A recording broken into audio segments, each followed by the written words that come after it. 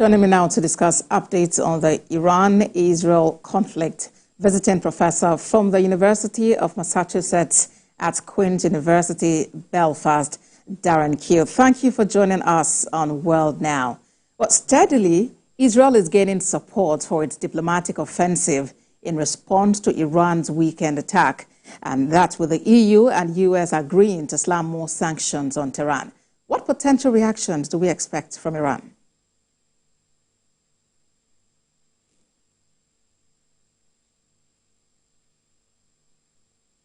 Have a lot of friends in the region. It has its own rivalries with the Saudis and the Egyptians and others in the area, and at the same time, it has its global struggles with the United States and other actors like that. I think it is trying to shake out of that isolation. It's trying to demonstrate to both the United States and to the Israelis that Iran is a formidable power that needs to be negotiated with.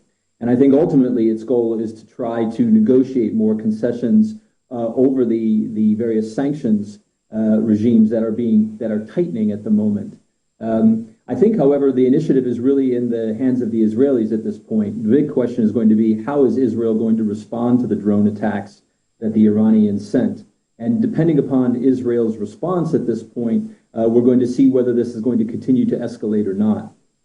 Well, that's a real question, because Israel says the attack would not go unanswered, and that's in spite of world leaders urging for restraint in a bid to prevent a wider conflict in the Middle East. Do you see Israel actually heeding this call for restraint? This is the big question. I think the Israelis understand very well that they cannot over-respond in this situation. The big question is going to be, how much political gain is the Netanyahu government expecting to get from this sort of a response? My best guess is we're probably going to see some sort of retaliation on Iranian forces in Syria, Lebanon, in that direction. If Israel were to respond on Iranian territory itself, I think that could be extremely incendiary and will prompt the Iranians to have some sort of further response.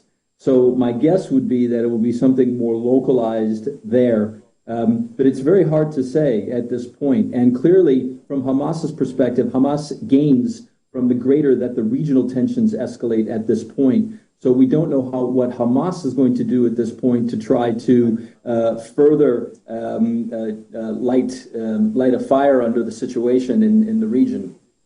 Indeed, the Israel-Hamas war is still on, and of course there's been that call for peace.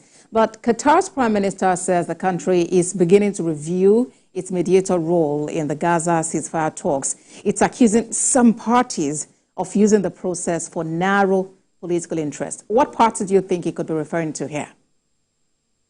Well, as I said, I think both the Israelis and Hamas at this point do not see an interest in halting the conflict. I think the Israelis feel like this is their great chance to try to, if not to destroy Hamas, to severely undermine its operational capacity. Hamas, from its side, understands this, and its only sort of path forward for survival, I think it perceives, is an escalation of the conflict in a regional sense.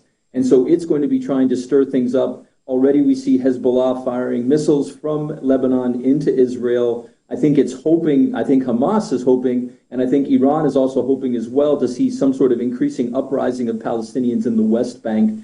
And this will then tie down more Israeli troops all across the region. And so from both of those perspectives, it puts the Qatari mediation in a very difficult position, with neither one of the parties particularly interested in slowing things down at this point. I very much hope, however, that the Qataris stay in this as one of the few sort of lines of communication between the Israelis and Hamas, and also really the only sort of leverage that many of the other regional powers have over either Israel or Hamas at this time.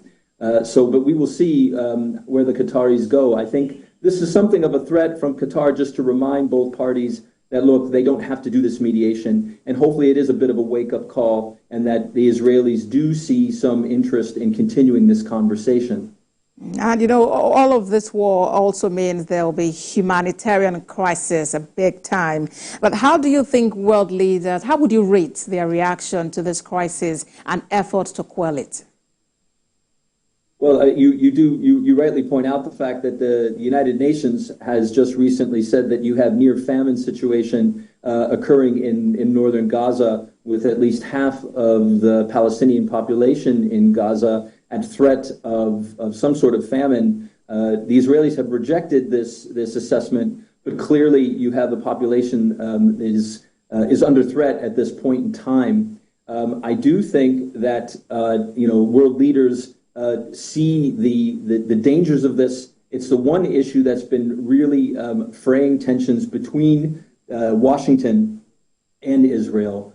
So I think that you're going to see Washington continue to push the Israelis to allow humanitarian assistance to get through. I think the Israelis are going to be under real pressure to demonstrate that humanitarian aid is getting to the Palestinians in Gaza, and that is really sort of the key issue that has been created something of a lull in the fighting at the moment.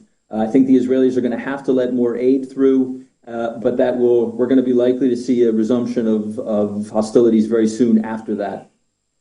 All right, then. It's been 6 months since the war between Israel and Hamas began, and we can only look forward to when an end will come and peace will be restored, in this troubled region. I've been speaking with a visiting professor from the University of Massachusetts at Queen's University, Belfast, Darren Keogh. Thank you very much for talking to us on World Now.